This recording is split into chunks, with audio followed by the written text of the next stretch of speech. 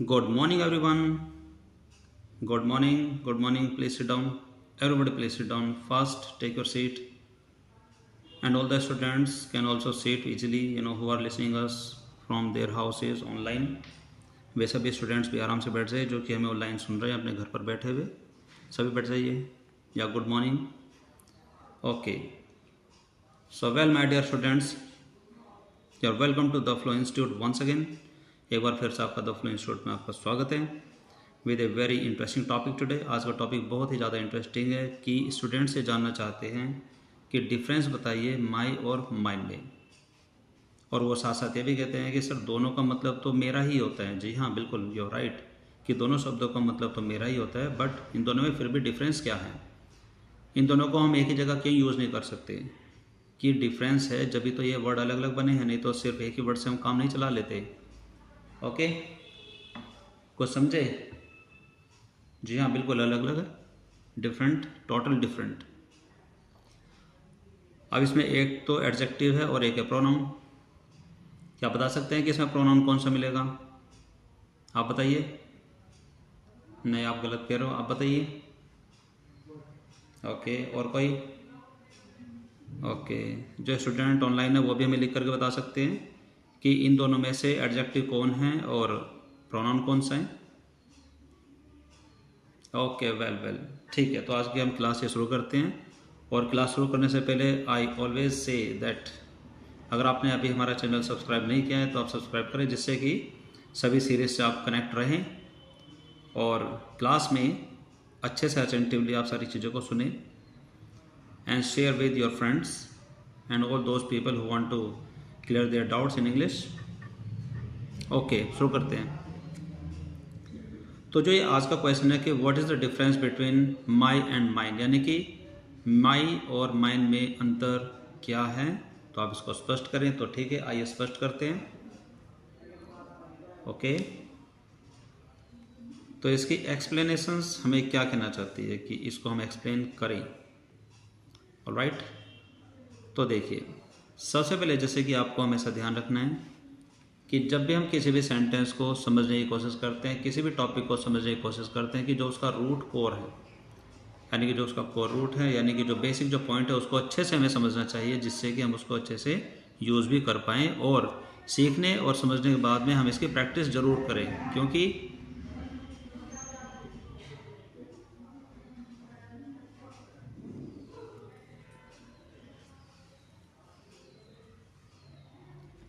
क्योंकि अगर हम प्रैक्टिस नहीं करेंगे तो सीखना बेकार है। तो देखिए, शुरू करते हैं। तो सबसे पहले जैसे कि इसमें ऑलरेडी आपको बताया गया है कि अगर हम माई के बारे में डिस्कस करते हैं तो माई के हमारे इसमें 3 लेक्चर आपके साथ ऑलरेडी हैं। आप माई की डिटेल को अगर चाहते हैं, अगर आप माई के बारे में जानना चाहते हैं तो सबसे पहले आप हमारे पिछले 3 लेक्चर को अच्छे से सुने और उसके बाद भी अगर माई में कोई डाउट है तो आप पूछें।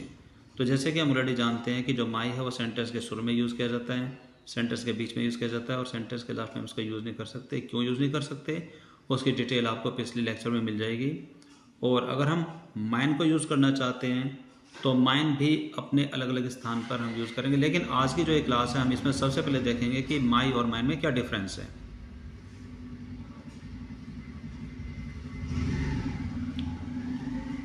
तो इसके लिए हमेशा की तरह हम लेते हैं कुछ एग्जांपल्स, जिससे कि आप इसकी क्लैरिटी तक पहुंच जाएं। Okay, wait a minute.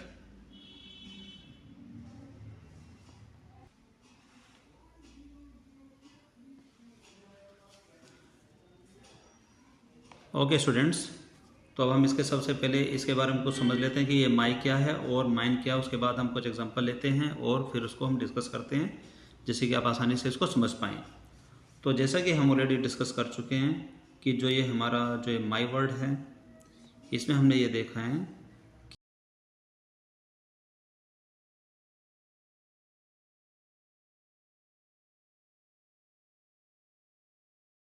इसकी डिटेल आप वहाँ से ले सकते हैं।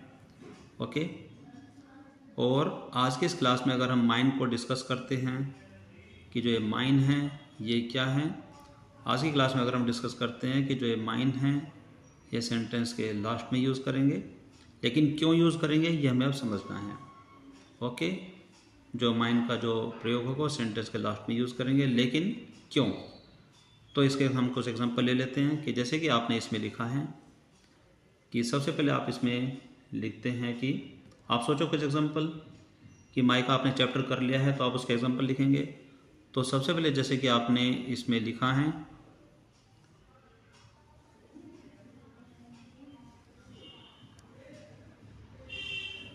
यस, जैसे कि आपने इसमें लिखा है कि दिस इज़ माई बुक।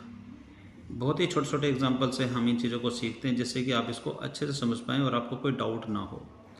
आपने इसमें लिखता है, आप इसमें लिखते हैं कि दिस इज़ माई बुक, फिर आप कहते हैं कि दिस इज़ माई वर्क, फिर आप इसमें कहते हैं कि दिस वॉज माई हाउस, फिर आप इसमें कहते हैं these will be my stories. आप भी सोचिए। Okay okay, that was my question. Okay yes, आप इसमें लिख सकते हैं कि that was my question, that was my question. और बताइए। Okay, that will be my speech. काफ़ी हैं। ओके, एक और लिखें। ठीक है, आप इसमें ये लिख सकते हैं कि जैसे कि those will be my juniors.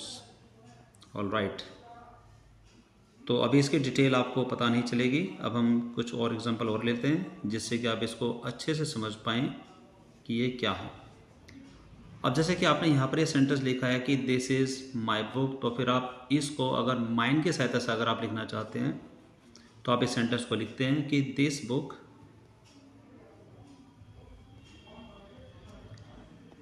Is mine. Okay, पहले रुकिए, वेट करो, मैं अभी समझाता हूँ। आप पहले देख करिए कि ऐसा जो हम लिख रहे हैं इसके जो एग्जांपल है वो क्या है, अच्छे से आपको समझाया जाएगा। और उसके बाद फिर भी अगर आपको समझना है तो फिर आप अपना क्वेश्चन रेज कीजिए। ओके, अगला सेंटेंस हम इसमें लिखते हैं कि दिस वर्क इज़ माइन, फिर उसमें आप कहते हैं कि दैट वाज माई हाउस या दिस वाज माई हाउस, तो आप कहते हैं कि दिस हाउस वॉज माइन। फिर आप इसमें कहते हैं कि these will be my stories, फिर आप इसमें ये कहेंगे कि these stories will be mine. Mine, okay, mine. उसके बाद फिर आपने इसमें कहा कि दैट वाज माई क्वेश्चन, आप इसमें यहाँ पर कहेंगे कि दैट क्वेश्चन वॉज माइन। ये बाहर किसकी बारात जा रही है?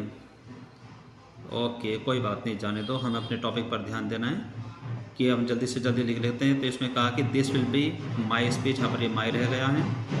ओके, थोड़ा वेट करना पड़ेगा जब तक कि ये अपनी खुशी वाले जो म्यूज़िक है इसको आगे तक लेकर जाए, जब तक आप थोड़ा सा वेट कीजिए, सिर्फ wait a minute. Okay, 1 minute के लिए आप इंतज़ार कीजिए। ओके, बड़ी जल्दी गए हैं, चले गए। ओके, ठीक है। हमने यहाँ पर लिखा है कि that will be my speech, तो इसमें हम लिखेंगे कि that speech will be mine. उसके बाद फिर आप कहते हैं कि those will be my juniors, इसमें ये माई रह गया था, तो यस, यहाँ पर आपने कहा कि those will be my juniors, फिर आप इसमें कहेंगे कि those juniors will be mine. All right, तो आपके सामने जो ये कुछ क्वेश्चन हैं यानी कि जो सेंटेंसेस हैं आप इनको अच्छे से समझेंगे। तो जैसे कि आपको पहले बताया है कि यहाँ पर जो ये माई है ये कब और कहाँ कैसे यूज़ किया जाता है, तो सबसे पहले आप इसके बारे में सुन लीजिए कि माई एक्चुअली है क्या। कि जो माई है ये एक प्रकार का एडजेक्टिव है। My is a kind of adjective. और जो ये माइन है, ये माइन क्या है? तो इसमें हमने कहा कि mine is a kind of pronoun. तो ये हमें अच्छे से समझना है कि जो ये माइन है ये एक प्रकार का प्रोनाउन है और जो ये माई है ये एक प्रकार का एडजेक्टिव है। ओके, यानी कि अगर आप इसको हिंदी भाषा में भी समझना चाहते हैं तो हिंदी में आप ये कहते हैं कि जो ये एडजेक्टिव है ये एक प्रकार का विशेषण है और जो प्रोनाउन है ये एक प्रकार का सर्वनाम है। ओके, जो स्टूडेंट यहाँ पर हिंदी मीडियम से हैं उनके लिए भी बात काफ़ी ईजी है कि माई एक प्रकार का एडजेक्टिव होता है और जो माइन है वो एक प्रकार का सर्वनाम होता है। यानी कि अब हम इंग्लिश की क्लास जो हम अटेंड करें इसमें हमें समझना है कि my is a kind of adjective और फिर mine is a kind of pronoun. Alright, लेकिन जो ये एडजेक्टिव है ये कौन सा एडजेक्टिव है? एडजेक्टिव तो बहुत सारे होते हैं। ओके, और एडजेक्टिव हमेशा किसी भी नाउन से पहले लगाया जाता है। तो हमने कहा कि जो ये एडजेक्टिव है यूज्ड बिफोर नाउन्स, कि जो हमारे जो नाउन है उससे पहले ये लगाया जाता है जिससे कि हम उस एडजेक्टिव को लगाने के बाद जो नाउन की कोई क्वालिटी बता सकते हैं, कोई ख़ास बात बता सकते हैं, कोई गुण बता सकते हैं। ओके, लेकिन यहाँ पर जो ये जो एडजेक्टिव है तो यहाँ पर हमने इसमें कौन से एडजेक्टिव के बारे में बातें की है? तो ये हमारा है पजेसिव। पजेसिव एडजेक्टिव है ये। कोई बात नहीं, अगर आपने नहीं पढ़ा तो हम पढ़ा रहे हैं ना आपको, अच्छे से समझिए। यानी कि जितने भी प्रकार के एडजेक्टिव हमारे सामने हैं उनमें से एक है पजेसिव एडजेक्टिव। यानी कि अगर आप इसको हिंदी भाषा में लिखना चाहते हैं तो आप इसको हिंदी भाषा में लिखेंगे अधिकारात्मक विशेषण, यानी कि वह विशेषण जो आपको अपने अधिकारों के बारे में समझाए। जैसे हमने पिछले टॉपिक में पिछली क्लास में आपको बताया था कि जो ये माई है ये हमें किसी स्वामित्व के बारे में या किसी संबंध के बारे में या किसी कनेक्शन के बारे में हमें ये अवगत कराता है कि जैसे कि आपने कहा कि दिस इज़ माई बुक, यह मेरी बुक है। ओके, ऑलराइट, अब जो ये है हमारे पास जो ये नाउन है यानी कि जो ये प्रोनाउन है यानी कि जो माइन है ये हम कहाँ यूज़ करते हैं? तो यहाँ पर जो है ये भी एक प्रकार का हमें पजेसिव के बारे में बताते हैं। तो ये भी हमारे पास है पजेसिव प्रोनाउन। ओके, लेकिन ये तो है सर्वनाम। ओके, यानी कि जो स्थान यानी कि जो शब्द संज्ञा के स्थान पर यूज किए जाते हैं उसको सर्वनाम कहते हैं। आपने ये सब पढ़ा है? Okay okay okay, alright. तो यहाँ पर हम कहते हैं कि used at the place of noun, यानी कि नाउन के स्थान पर जो यूज़ किया जाता है उसको हम प्रोनाउन कहते हैं। अब यहाँ पर आपको ध्यान से देखने वाली बात यह है कि जो पजेसिव वर्ड्स हैं वो नाउन से पहले यूज़ किए जाते हैं, लेकिन जो प्रोनाउन है वो नाउन के ही स्थान पर यूज़ किए जाते हैं। ओके, लेकिन जो हमारा जो आज का टॉपिक है इसको आप बड़े अच्छे से समझेंगे। तो यहाँ पर हम देखते हैं कि जो आपके सामने लिखा है तो इसमें है कि दिस इज़ माई बुक, यानी कि यह मेरी बुक है। लेकिन जब आप इसमें कहते हैं कि दिस बुक इज़ माइन, तो आप कहते हैं कि यह बुक, यहाँ पर आपको यह बुक एक साथ पढ़नी है। फिर आप कहते हैं कि मेरी, यानी कि यह बुक मेरी है, और यहाँ पर आप कहते हैं कि यह मेरी बुक है। हम चाहे तो इसकी कुछ हिंदी में इसका एक मीनिंग लिखते हैं जिससे कि आप इसको अच्छे से समझ पाएंगे। ओके, जैसे कि आपने कहा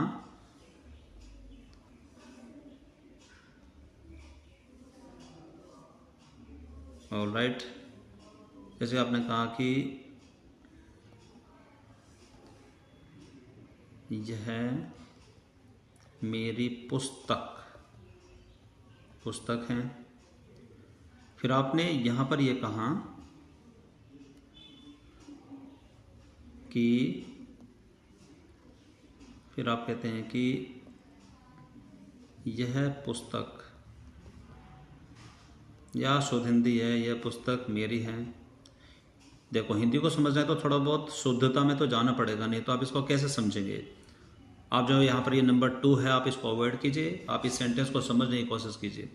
तो यहाँ पर आपको जो बताया है, तो यहाँ पर हमने कहा कि माई बुक यानी कि मेरी बुक, यहाँ पर आपको मेरी बुक एक साथ आपको बोलना है, यानी कि मेरी पुस्तक आपको एक साथ बोलना है। फिर आप कहते हैं कि यह मेरी पुस्तक है, मेरी पुस्तक है। लेकिन जब आप इस तरफ आते हैं तो यहाँ पर आप कहते हैं कि यह बुक, यानी कि यह पुस्तक, आपको जो ये पुस्तक है ये यह के साथ ही बोलनी है। यह पुस्तक आप एक साथ बोलेंगे, यानी कि दिस बुक आपको एक साथ बोलना है। फिर उसके बाद आपको बोलना है माइन, यानी कि मेरी। ओके, तो यहाँ पर आपने कहा कि यह मेरी पुस्तक है, यानी कि यहाँ पर आप बोल रहे हैं कि यह मेरी पुस्तक है, लेकिन आप इधर बोलते हैं कि यह पुस्तक मेरी है। ओके, तो क्लियर हुआ कुछ? All right, all right, okay, all right. तो आप ये जो नंबर है, नंबर को आप थोड़ा अवॉइड कर दीजिए, जिससे कि आप इसको अच्छे से समझ पाएँ। ओके,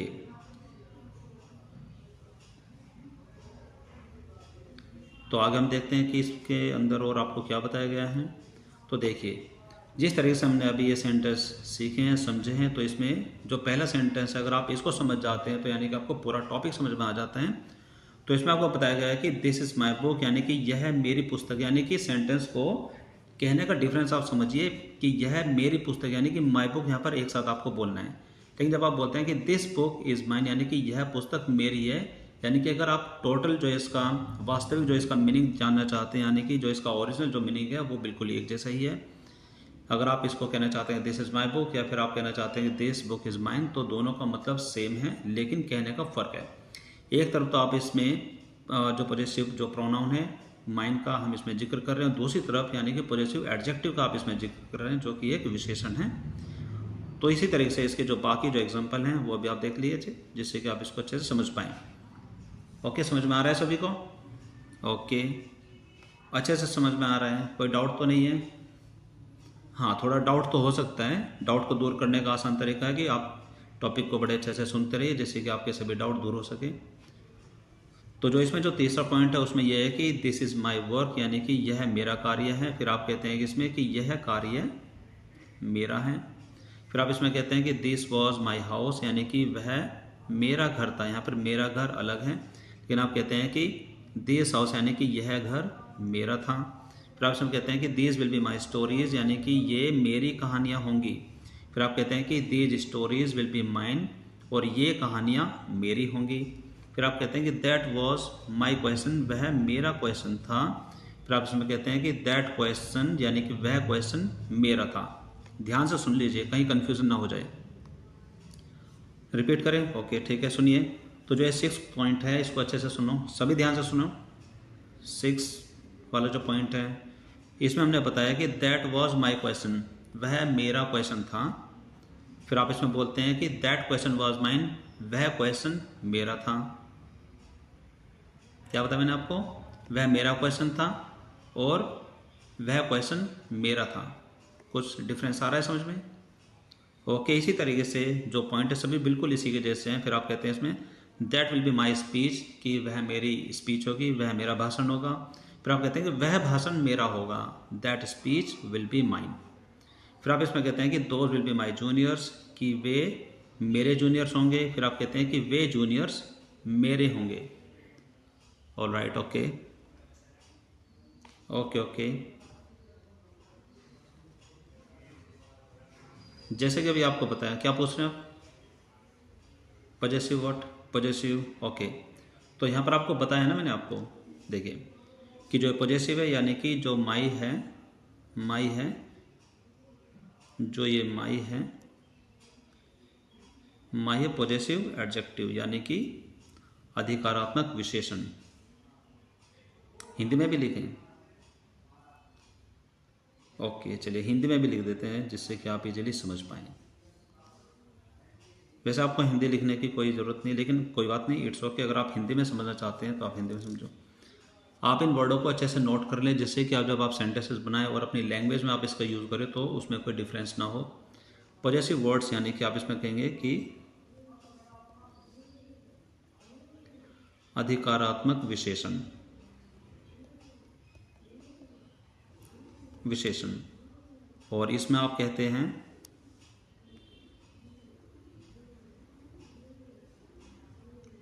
आप इसमें कहते हैं कि अधिकारात्मक,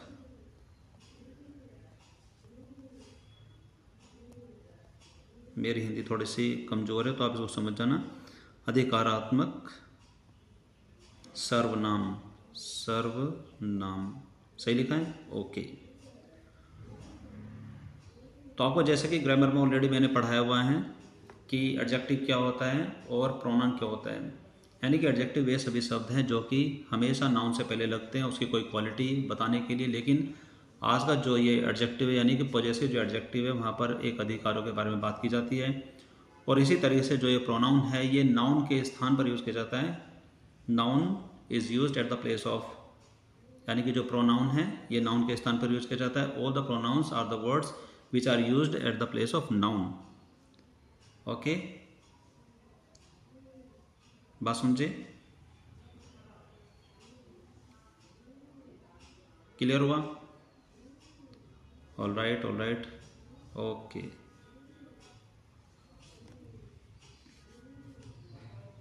ओके फाइन, ठीक है। तो आई होप कि आपको आज का जो चैप्टर है समझ में आया होगा। अगर फिर भी कोई डाउट आपको रहते हैं तो आपके पास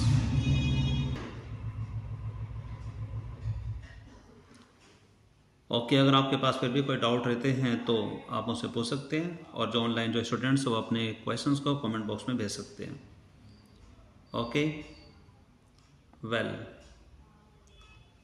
thank you, this is all for today's class. आज की क्लास के लिए इतना काफ़ी। अब हम मिलेंगे हमारी अगली क्लास में with a new topic, with a new question, with a new doubt, and with a new solution. या ऑफ कोर्स सॉल्यूशन तो आपको मिलेंगे ही। Alright, thank you, bye, take care, have a good day.